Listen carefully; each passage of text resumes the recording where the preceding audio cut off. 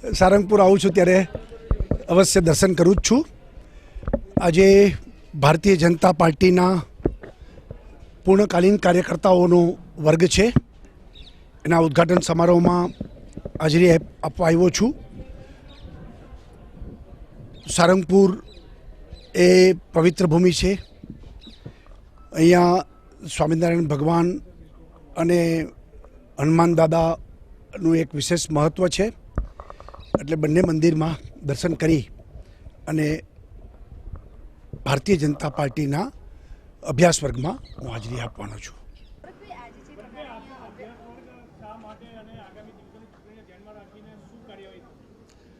પંડિત દીનદયાલ ઉપાધ્યાય જન્મ શતાબ્દી વર્ષ છે, ભાજપ ગરીબ કલ્યાણ વર્ષ તરીકે એનું ઉજવી રહ્યું છે।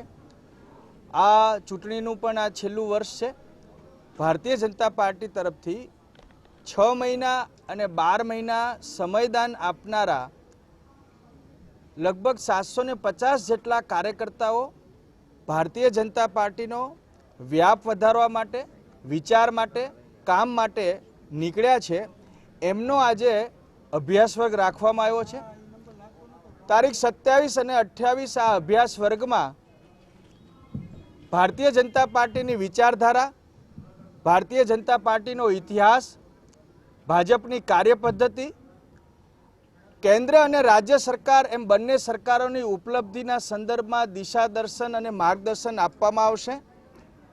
આ અભ્યાસ વર્ગમાં મુખ્યમંત્રી શ્રી વિજયભાઈ રૂપાણી, પ્રદેશના અધ્યક્ષ શ્રી જીતુભાઈ વાઘાણી, કેન્દ્રીય સહસંગઠન મહામંત્રી શ્રી વી સતીશજી, શ્રી સંતોષજી અને શ્રી શિવપ્રકાશજી તથા પ્રદેશના મહામંત્રી શ્રી ભીખુભાઈ આ અભ્યાસ વર્ગ દરમિયાન સત્રો લેનાર છે, એમને માર્ગદર્શન આપવામાં આવશે। આ તમામ કાર્યકર્તાઓ પ્રદેશની યોજના અનુસાર જે વિસ્તાર સોંપે એ વિસ્તારમાં ભાજપનું કાર્ય કરવા માટે જશે। ભાજપને વધુ સર્વવ્યાપી અને સર્વસ્પર્શી બનાવવા માટે આ કાર્યકર્તાઓ કામ કરશે। અમને ગૌરવ છે કે નેશન ફર્સ્ટ અને સૌનો સાથ સૌના વિકાસના વિચારને લઈને આ કાર્યકર્તાઓ પોતાના 6 મહિના 12 મહિના પાર્ટી માટે આપી રહ્યા છે। ભારતીય જનતા પાર્ટી વિચાર આધારિત પાર્ટી છે, કાર્યકર્તા આધારિત પાર્ટી છે અને એના કારણે કાર્યકર્તાના ભરોસો, જનતાનો ભરોસો, એને કારણે યુપીમાં 300 અને ગુજરાતમાં 150 સીટ ભારતીય જનતા પાર્ટીની આવશે એવો અમને વિશ્વાસ છે।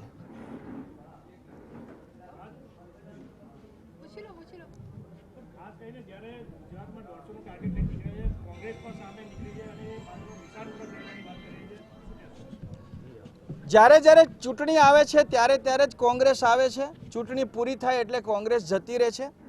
કોંગ્રેસ હંમેશા નકારાત્મક કાર્યક્રમો આપે છે, જૂઠાણા ફેલાવે છે અને લોક ઉપયોગી એક પણ કાર્યક્રમ આપતું નથી। જ્યારે ભારતીય જનતા પાર્ટીનું સંગઠન અને સરકાર લોકોની વચ્ચે લોક ઉપયોગી કાર્યક્રમો આપે છે અને એટલા માટે અમને જનતા ઉપર અમને ભરોસો છે કે અમે વિકાસની રાજનીતિને આગળ કરી છે અને 6.5 કરોડની જનતાનો વિચાર કરીને ભારતીય જનતા પાર્ટી વિકાસની રાજનીતિ સાથે દેશ અને વિશ્વમાં ગૌરવ ગુજરાતનું વધાર્યું છે, એટલા માટે અમને ભરોસો છે।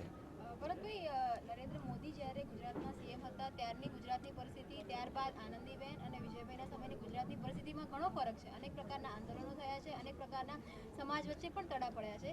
તેવા ટાઈમમાં માત્ર નરેન્દ્ર મોદીના ચહેરા પર ગુજરાત જીતશે?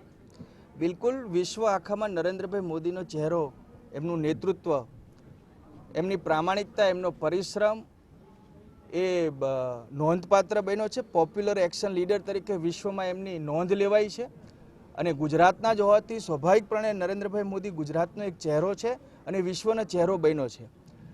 જે નાના મોટા જે ગુજરાતમાં અપપ્રચારો, અફવાઓ અને રાજકીય ષડયંત્રો દ્વારા ભારતીય જનતા પાર્ટીને બદનામ કરવાનો અને ગુજરાતને ટાર્ગેટ બનાવીને બદનામ કરવાનો પ્રયાસ થયો હતો, એ લોકો હવે એક્સપોઝ થઈ ગયા છે અને ગુજરાતની જનતા એ બધા જ રાજકીય જે અખતરા હતા, એ નાના મોટા વિષયો આંદોલનને લઈને જ કરતા હતા, એ ખુલ્લા પડી ગયા છે। એટલા માટે જનતા ઉપર અમને સંપૂર્ણ ભરોસો છે।